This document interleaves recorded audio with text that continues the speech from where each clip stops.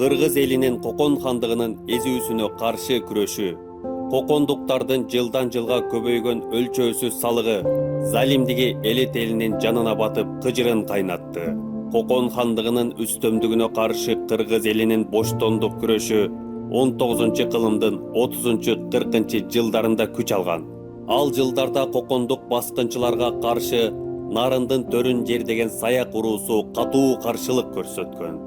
Анткени саяктар буга чейин Чыгыш Түркістандагы Син-Манчжур бийлигине каршы кыймылга, Жангер Кожонун Кашкарга жасаган жортуулуна такай катышып, аскердик уюмдашуу жана курал-жарак топтоо жагынан кыйла такшалып калышкан. 19-кылымдын 20-жылдары Жангер Кожонун Кытайларга каршы көтөрүлүшү жеңилип, ал баш калкалоо үчүн Ак Талаадагы Тайлактын айылына келет. Анын артынан Кытайдын генералы Баян Бату баштаган жазалоочулар жөнөтүлөт. 400 адамдан турган Кытай аскерлери Тайлактын жоктугунан пайдаланып, Ак Чийдек айылын кырып, мал-мүлкүн талап кетишет. Окуяны уккан Тайлак баатыр өзүнүн чакан жигиттери менен баскынчыларды Орто сырттын Ойнокчар деген капчыгайынан кууп жетип, Кытай аскерлерин генералын баш кылып, толук кыргынга учураткан. Ал кезде Тайлак баатыр 26 гана жашта болгон. Ушундай салгылаштарда такшалган Тайлак агасы Атантай менен Кокон хандыгынын баскынчылык саясатына каршы элдик көтөрүлүштү жетектейт.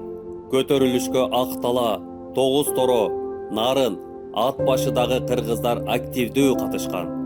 Элдик кыймылдын башталышына кокондуктардын 1831 жылы жоортул учурундагы аёсуз талап тоноолору, адамчыдагы зөөкүрчүлүктөрү, көрсөткөн кордуктары себеп болгон.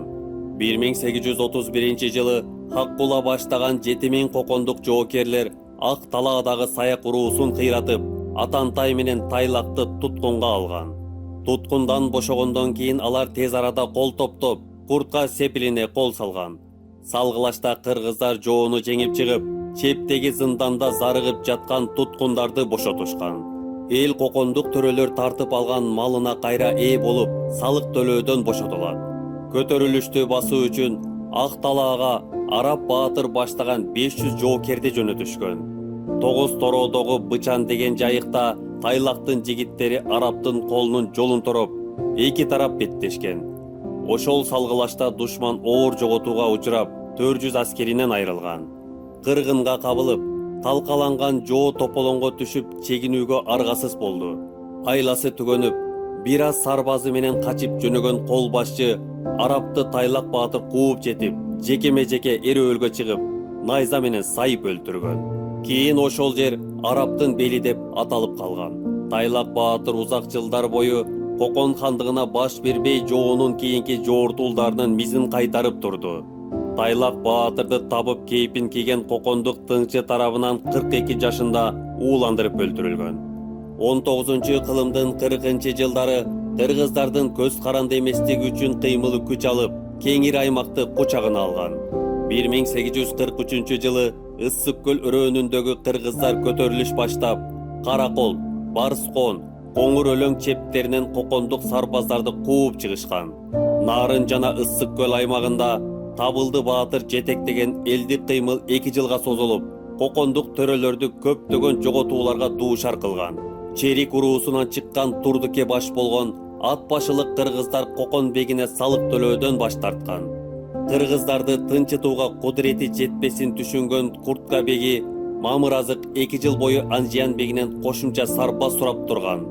Ал эми 1845 жылдары алайлык кыргыздар жана Ош аймагындагы ферганалык кыргыздар хан бийлигине каршы күрөшкө көтөрүлүп, ордонун коопсуздугуна олуттуу коркунуч туудурган.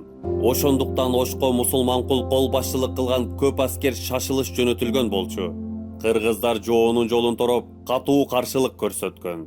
Бирок курал-жарак жагынан кыйла артыкчылык кылган. Баскынчылык жоортулдарда такшалган кокондуктардын жер жайнаган колунун кысымына, чабуулуна туруштук берүү мүмкүн эмес эле. Мусулманкул көтөрүлүштү күч менен баскандан кийин Ошто туруп калат да, көтөрүлүшкө чыккан кыргыздарды аёсуз жазалайт. 19-кылымдын 1-жарымында кыргыз элинин Кокон хандыгына каршы күрөшүнүн тарыхый мааниси чоң. Элдик кыймылдын күч алышынын натыйжасында Баскынчылар жергиликтүү элдин катуу каршылык көрсөтүүсүнө кабылышып, көп аскеринен айрылды. Чыгаша сарбып, бийлиги бошоңдоду. Кыргыз элинин боштондук күрөшү Кокон хандыгын кыйла алсыратты.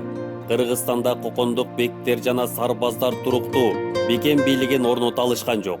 Кыргыз элинин көз каранды эместикке, өз алдынча болууга умтулуусу ого бетер күчөдү. Кыргызстандын ар кайсы аймактарын мекендеген айрым кыргыз уруулары саясий жактан биригүүнүн зарылчылыгын түшүнө баштады.